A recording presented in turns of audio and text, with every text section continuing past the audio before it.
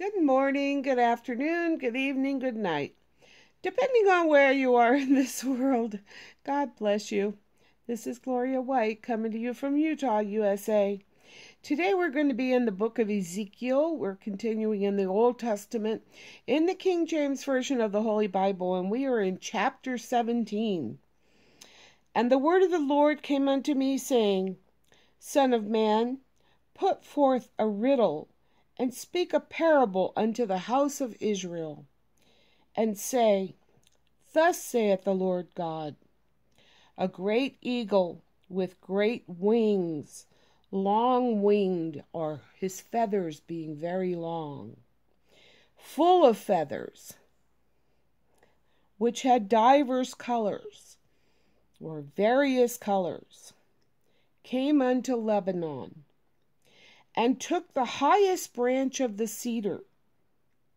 He cropped off the top of his young twigs, and carried it into a land of traffic or trade. He set it in a city of merchants.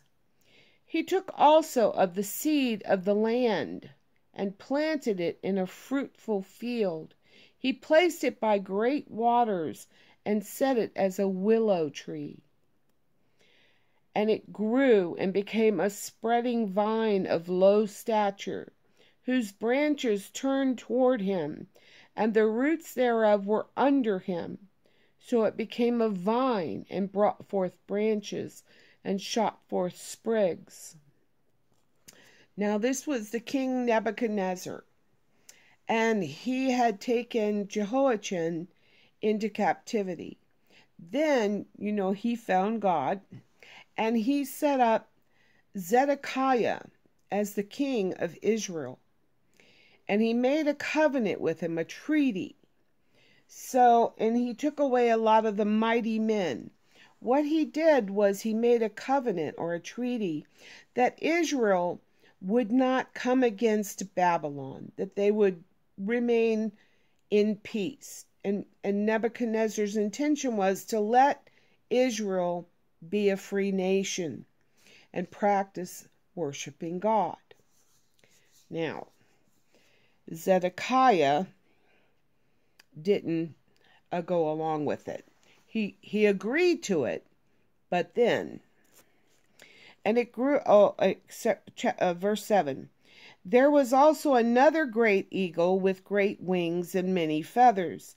And behold, this vine did bend her roots toward him, and shot forth her branches toward him, that he might water it by the furrows of her plantation. Now, I want to also go back and say something about a willow tree. It's not a tree that's great in stature, like a cedar would be.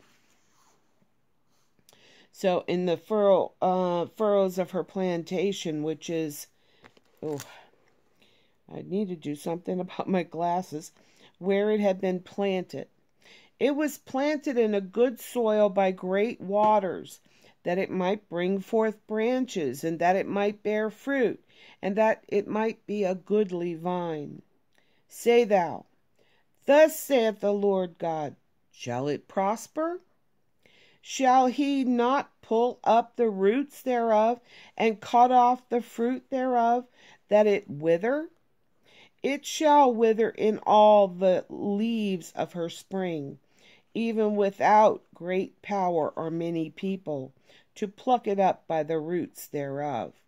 God doesn't need an army to do things. He can do it with very few people. He's powerful like that. So now this other eagle is Israel could have stayed on her own as an independent nation, as one of the tributaries instead of a great river under Nebuchadnezzar of Babylon. But instead, Zedekiah went and made behind King Nebuchadnezzar's back. He thought, well, if I go make a covenant with Egypt, the king of Egypt, then I can get out from underneath Nebuchadnezzar and I can become a great power. So he got full of himself. So, verse 9. Say thou, thus saith the Lord God, shall it prosper? Shall he not pull up the roots thereof, and cut off the fruit thereof, that it wither? It shall wither in all the leaves of her spring, even without great power or many people, to pluck it up by the roots thereof. Yea, behold, being planted, shall it prosper? Shall it not utterly wither when the east wind toucheth it? It shall wither in the furrows where it grew. Moreover, the word of the Lord came unto me, saying, Say now to the rebellious house, Know ye not what these things mean? Tell them. Now he's going to explain what this parable means. Behold, the king of Babylon is come to Jerusalem, and hath taken the king thereof and the princes thereof, and led them with him to Babylon, and hath taken of the king's seed, and made a covenant with him, and hath taken an oath with him. He hath also taken the mighty of the land. So this is what I was telling you. He made a treaty with him, a covenant, that he could go back, Zedekiah could go and rule. And it would be just fine. And he took some of the mighty people out so that they couldn't be a force to make war. That the king might be base or abased, that it might not lift itself up, but that by keeping of his covenant it might stand. So if he would have just stayed in the covenant, Israel could have just remained there and continued to grow and prosper and live in freedom. But he rebelled against him in sending his ambassadors into Egypt, that they might give him horses and much people. So he sent a bunch of horses and people over to the king of Egypt to try to, come over here. Shall he prosper? Shall he escape that doeth such things? Or shall he break the covenant and be delivered? As I live, saith the Lord God, surely, in the place where the king dwelleth, that made him king, whose oath he despised, and whose covenant he brake, even with him in the midst of Babylon, he shall die.